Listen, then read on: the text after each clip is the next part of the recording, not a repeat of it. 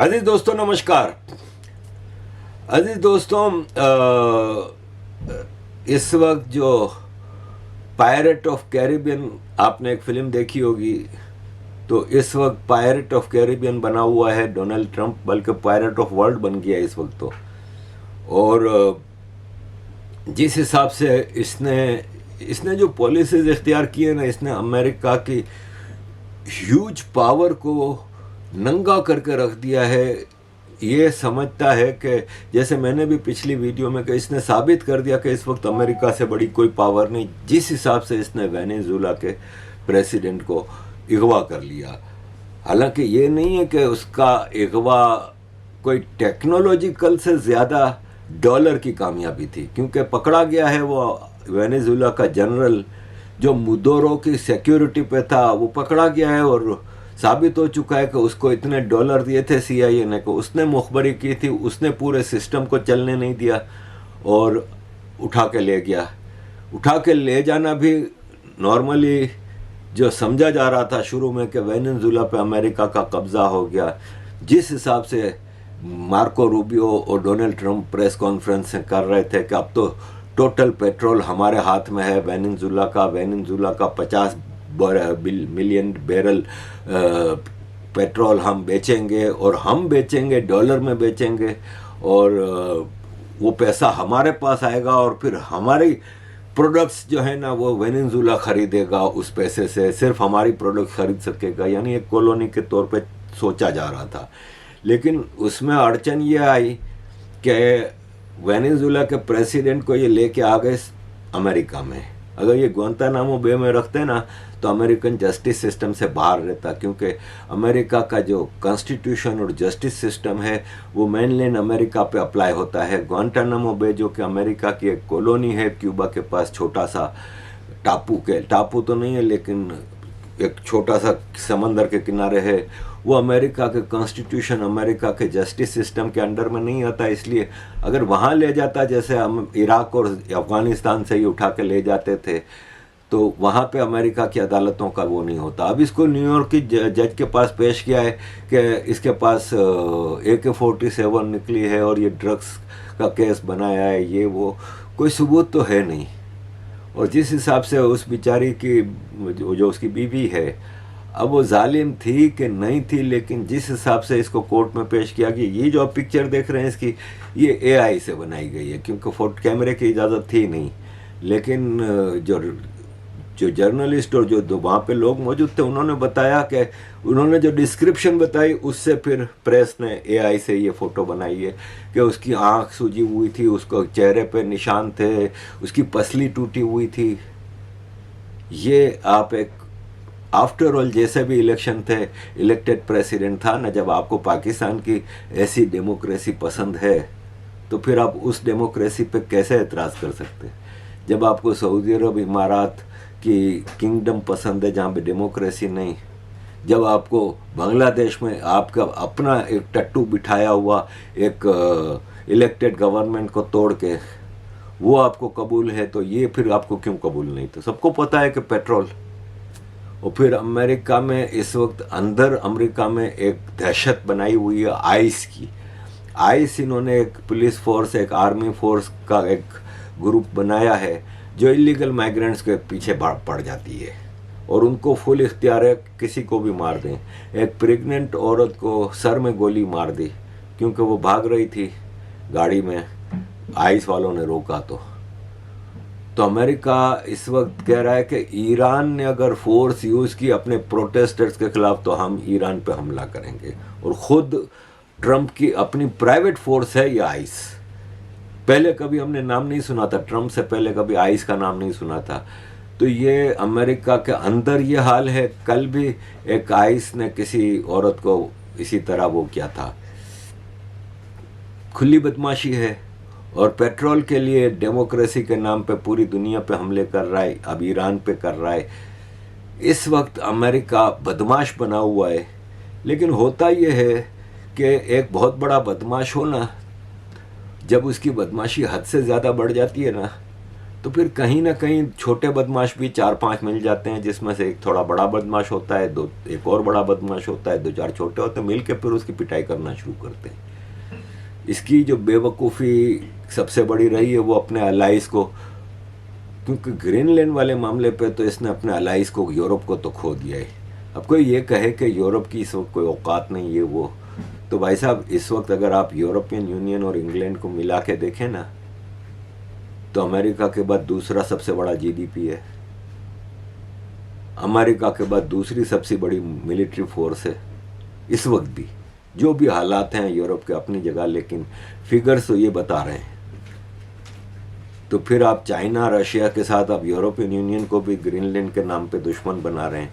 दूसरा, वेनेजुएला पे ही मैं पहले आपको कंप्लीट करूं कि वेनेजुएला का जो पेट्रोल है, तार जैसा काला बिल्कुल गाढ़ा, वो निकालने के लिए इसने प्रेस कॉन्फ्रेंस की और इसने मीटिंग बुलाई अमेरिका की ऑयल कंपनियों की, जिसमें सबसे बड़ा एक्सॉन मतलब ऑयल की जो कंपनी थी उसके चीफ एग्जीक्यूटिव और सब बैठे थे, और इसने कहा अब तुम लोग $100 बिलियन इन्वेस्ट करो वेनेजुएला में और वहाँ से पेट्रोल निकालो। तो साफ मना कर दिया। Heavy tarish oil that comes out of Venezuela, it is not very good stuff. There's only a few refineries, one in Texas, China, that refine it. They have to be built specially for it. It's expensive to take out of the ground. It's expensive to pipe. You have to reheat it to move it around. It is a mess. There's this. It's like if we're saying, hey, China gets to keep all the critical minerals in their sphere, while we get this tar, that's not a good deal. और ये इतना मतलब over confident नहीं कहेंगे इसको, किसी ने psychopath कहा है और सही कहा है। मार्को रूबियो ने इसको एक पर्ची पकड़ाई जब वो भाषण दे रहा था, तो ओवर कॉन्फिडेंस या बड़ बोला कह लें या जे भी कह लें, इसने पर्ची उठा के कहता है मैं आपके सामने सब पढ़ता हूँ। मार्को रूबियो कह रहा है कि पहले एक्सॉन के ऑयल के चीफ एग्जीक्यूटिव से बात कर लो, क्योंकि वो मना कर रहा था, कह रहा है वेनेजुएला में इन्वेस्टमेंट की कोई इस वक्त हम रिस्क नहीं ले सकते। पहले तो ये है कि वेनेजुएला में एक सरकार मौजूद है, बेशक आप उस सरकार के बारे में कुछ भी बात करो, वो वाइस प्रेसिडेंट जिसने टेक ओवर किया प्रेसिडेंट के जाने के बाद, मुदोरो के जाने के बाद, constitutionally vice president takes over. जैसे रिचर्ड निक्सन ने जब अमेरिका के प्रेसिडेंट की हैसियत से वाटरगेट स्कैंडल के बाद रिजाइन किया था, तो उसका वाइस प्रेसिडेंट जेराल्ड फोर्ड बना था ना भाई प्रेसिडेंट, तो vice president takes over. Kennedy के कत्ल के बाद उसका वाइस प्रेसिडेंट जॉनसन बना था, तो वाइस प्रेसिडेंट इलेक्ट हो चुकी है, वहां पे ओथ ले लिया है। वो तो कह रही है कि हम नहीं मानेंगे तुम्हारी बात। ये तो अमेरिका के और रूबियो के अपने स्टेटमेंट हैं कि हम 50 मिलियन बैरल निकालेंगे और खुद बेचेंगे, और कहां से निकालोगे? वेनेजुएला की पब्लिक पूरी सड़कों पे है, ईरान की तरह प्रो अमेरिका नहीं है, अगेंस्ट अमेरिका है। इवन ये सोच रहे थे कि ओपोजिशन पार्टीज बहुत स्ट्रांग होंगी, ओपोजिशन भी निकल आई है। ओपोजिशन का भी एक ही बयान है, सिवाय वो जिसको पिछले साल जबरदस्ती नोबेल इनाम दिया गया था, कारिन माचादो, वो एक अमेरिका के गुण गा रही है, लेकिन पब्लिक तो सारी बाहर है सड़कों पे, और एक ही बात कर रही है कि हमारा प्रेसिडेंट वापस करो। दूसरा, आपको वहां पे ऑयल निकालने के लिए चाइना वहां से ऑयल लेके जा रहा था, तो चाइना के पास रिफाइनिंग फैसिलिटीज थी, सब कुछ थी। चाइना एक डिक्टेटर कंट्री है, चाइना में कंपनियों के एग्जीक्यूटिव से मशवरे नहीं लिए जाते, ऑर्डर दिए जाते हैं। यहाँ पे ट्रम्प एक्सॉन को, अमेरिकन ऑयल कंपनीज को ऑर्डर नहीं दे सकता कि इन्वेस्ट करो, रिक्वेस्ट कर रहा है, वो नहीं मान रहे। वो कह रहे हैं नहीं भाई, हमारे लिए एक तो हमारी वहाँ पे कोई सिक्योरिटी का खदशा है, क्योंकि वो अभी तक तुम्हारे कंट्रोल में नहीं। तो वेनेजुएला का प्रेसिडेंट ले गया है, जो कि अदालतों में साबित कुछ नहीं कर सकेंगे। इंटरनेशनली पूरी दुनिया थू थू कर रही है। रशिया चाइना के सामने आप बिल्कुल खड़े हो गए आके, अब दुश्मन की तरह। ऐसा ही अब आप ईरान पे करने जा रहे हैं। आपको याद होगा, ठीक है, ईरान में शाह ईरान का बेटा 79 में जब शाह ईरान भागा था ईरान से, तो ये इसका 17 साल का बेटा अमेरिका में था। आज 79 से 2026 47 साल हो गए। 47 साल से वो अमेरिका में बैठा है। आज से 6 महीने पहले तक किसी ने सुना हो कि इसने कोई एक्टिविटी की हो, कुछ हो। अब इजराइल और अमेरिका के इशारे पे, ठीक है, देखें, ईरान की जो मुल्लायत है ना, ईरान का जो इस्लामिक एक्सट्रीमिस्ट सरकार है ना, वो एग्रीड के किसी सूरत कबूल नहीं हो सकता। किसी भी इंसान को, कोई भी इंसान उसको कबूल नहीं कर सकता। और यह है कि ईरान मुश्किल है, पब्लिक मुल्ला के खिलाफ है, इसलिए इस वक्त अमेरिका को सपोर्ट कर रही है। लेकिन end of the day Iraq आपके अब तक, ठीक है, आप वहां से पेट्रोल, गोल्ड, डॉलर सब चोरी करके ले जा रहे हैं, लेकिन अभी तक ईरान सिविल वार में है, लीबिया सिविल वार में है, सीरिया में कल अमेरिका ने भरपूर स्ट्राइक्स किए हैं। अब ईरान को कैसे संभालोगे? आप रजा पहलवी के पीछे पड़े हैं कि ये जाएगा वापस। मैं तो पहले तो ये कहता हूं कि ये वापस जाएगा तो बचेगा? मुश्किल है। Iran is a difficult terrain for America. America को भारी पड़ जाएगा ईरान पे हमला करना। ईरान एक बहुत मुश्किल जगह है। और फिर किसके बल पे आप जा रहे हो? पाकिस्तान के बल पे। पाकिस्तान तो दोगला है भाई। एक तरफ पाकिस्तान इजराइल की माबैन एक कर रहा है, दूसरी तरफ इजराइल से बैकडोर में सारी मीटिंगें भी हो रही हैं, और कह रहा है कहाँ ईरान में आओ। आपको क्या पता, पाकिस्तान ईरान में जैसे ही आप अंदर आओगे फिर डबल गेम खेलेगा। याद होगा अफगानिस्तान से सोवियत यूनियन जब गया था, अमेरिका भी चला गया कि सब खैर है, पाकिस्तान की डॉलर की दुकान बंद हो गई, पाकिस्तान ने अफगानिस्तान में सिविल वार करवाई, तालिबान लाया, सब कुछ किया। आज तक अमेरिका अफगानिस्तान में फंसा रहा है। तो यह है कि it's a very difficult situation. Iran में बेशक पब्लिक सड़कों पे सब कुछ है, कोई भरोसा नहीं है कि बाद में क्या होगा, पाकिस्तान का क्या रोल होगा। तो अमेरिका इस वक्त काफ़ी मुश्किलात का शिकार है, और अमेरिका को इस मुश्किल से निकलने के लिए अभी टाइम लगेगा। वेनेजुएला और ईरान का किस्सा छेड़ के अमेरिका ने अपने लिए बहुत ज़्यादा मुश्किल हालात पैदा कर लिए हैं। ठीक है, ताकत का भरपूर इजहार किया है, एक बहुत ही स्ट्रॉन्ग शो ऑफ पावर है अमेरिका का। लेकिन मसला ये है कि शो ऑफ पावर अभी दूसरी साइड से नहीं हुआ। कल चाइना ने ऐलान किया है कि इनका जो लेटेस्ट स्टेल्थ जेट है ना, वो पूरे अमेरिका के जो मिसाइल लगे हुए हैं ना जापान, साउथ कोरिया वगैरह में, उसके ऊपर से पूरा अपना ट्रिप करके वापस आ गया, इनको पता भी नहीं चला। ये मान करते हैं कि अमेरिका के पास B-52 स्टेल्थ है, वो गेम चेंजर है, उसने दुनिया को तब ख़त्म कर देना है, सब कुछ है। अभी पता नहीं है ना कि चाइना के पास क्या कुछ है, और फिर रशिया भी है, फिर आपने इंडिया को भी दुश्मन बनाया हुआ है। तो बहुत मुश्किल हालात में ट्रंप लेके आया है।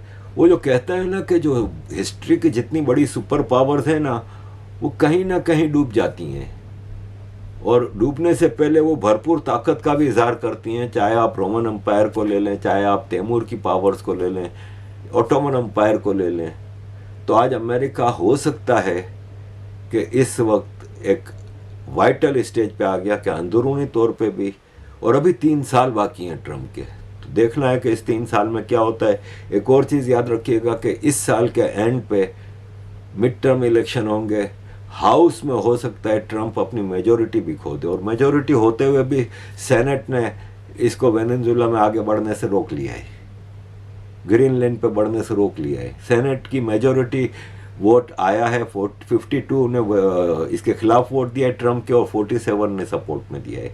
तो ट्रंप के लिए अमेरिका का जस्टिस सिस्टम, अमेरिका की डेमोक्रेसी ही ट्रंप को आगे बढ़ने नहीं देगी। इसने $1.5 ट्रिलियन का मिलिट्री बजट पेश किया है कि मैं चाह रहा हूं कि अमेरिका का मिलिट्री बजट 1 ट्रिलियन से 1.5 ट्रिलियन पे आ जाए। तो चीखें निकल गई हैं खुद अमेरिकन्स की कि ये तो वार बजट है। ऐसा क्या कयामत आई है कि अमेरिका का budget, military budget, China, Russia, European union, India के सबके मिला के बजट से ज़्यादा है। तो ऑलरेडी ज़्यादा है, अब तुम 1.5 ट्रिलियन पे जा रहे हो। तो ऐसी क्या कयामत आई है? देखा जाए तो अमेरिका की कोई वॉर नहीं है, अमेरिका ने खुद वॉर इनिशिएट की है। तो यह है कि ये एक बहुत मुश्किल मरहले में है और ट्रंप उछल रहा है, लेकिन मुझे लगता है कि ट्रंप को बहुत जल्द लेटना पड़ जाएगा। अजीज दोस्तों, thank you very much for all your support. Kindly keep being supporting. killed every single month. On Minnesota, the vice president yesterday suggested that Renee Good, who was killed by this ICE officer, was part of a broad left-wing network. What has your team told you about this broad left-wing network? Who is in charge of it? Who's part of it? What's it called? Well, I haven't seen the vice president's statement, but he's generally very accurate. I hate to say it. Look, I watched that yesterday, and there were a lot of different forms to it. But there was a woman screaming, "Shame, shame, shame, shame." She was a agitator, probably a paid agitator, but in my opinion, she was an agitator, a very high-level agitator, so professional. She wouldn't stop screaming. I said, "This isn't a normal situation. This is a professional troublemaker." Because you heard it and I had it. Now, I will say this, the news sort of turned her down, turned her off, because you're trying to watch. She was so loud and so crazy and just not normal. When somebody sees something like that, they don't go screaming and the same words. So, I guess you could say professional, but I didn't think she did a very good job. You have agitators, and we will always be protecting ICE, and we're always going to be protecting our Border Patrol and our law enforcement. Mr. President, in your conversations with these oil executives today, did you provide any security guarantees so that they can do their work safely in Venezuela? Yeah. And separately, Mr. President, They will have those guarantees, yes. And separately, Mr. President, I'm curious in terms of the. Are you planning to go back to Iran? You have not been there in many, many years. It was 1979 when the Ayatollah came back. He was in exile in France at the time. Do you plan on going back? Do you plan on having free elections? Have you thought about it? Sean, at the call of my compatriots, I've stepped forward to lead this transition from this tyranny to a future democracy. My role is to help my compatriots achieve that goal, to bring about a peaceful end by means of a national referendum and a constitutional assembly. I'm impartial as to what the ultimate result will be, so long as it's a secular democracy. I've trained all my life to serve my nation. I'm there to serve and help them achieve that goal. And I'm more than ever ready to step in Iran as soon as the situation warrants itself. And I'll be there with my compatriots to lead the ultimate battle. Let me ask you about Maria Corina Machado. I've had her on TV this week. Yeah, she's a very nice person. Okay, she won the Nobel Peace Prize. Yes. When she accepted that Peace Prize, she dedicated it to you. She said to me this week, both on TV and radio, that she wants to give the Nobel Prize, her Nobel Peace Prize, to you for liberating her country. In 2023, she won over 92% of the vote to be the leader of the opposition. Maduro kept her off the ballot. Do you have any plans to meet with her? And would you accept the Nobel Prize she wants to hand to you? Well, I understand she's coming in next week sometime. And I look forward to saying hello to her. And I've heard that she wants to do that. That would be a great honor. I did put out 8 wars. 8 1/4, because you know Thailand and Cambodia started going at it again. So I'll put the list I up give a if you quarter, want. so it's Yeah. you put the list out. It's a hell of a list. But I've stopped 8 wars, and I think it's been a major embarrassment to Norway. Now I don't know what Norway has to do with it, but that's where the committee is located. A lot of Norwegian people, and it's been a very big embarrassment to the country of Norway. Whether they have anything to do with it or not, I think they do. They say they don't. But, when you put out 8 wars, in theory, you should get 1 for each war, okay? Because some of these wars were going on for 30 years. India, Pakistan was ready to go at it big, and these are 2 nuclear countries. I got that one stopped. 8 planes were shot down. They were really at it, and I got it stopped. It was a big one. You look at the Congo, Rwanda and the Congo. They've been fighting for 30 years, and I got it stopped. I got so many wars, so it's such a beautiful thing.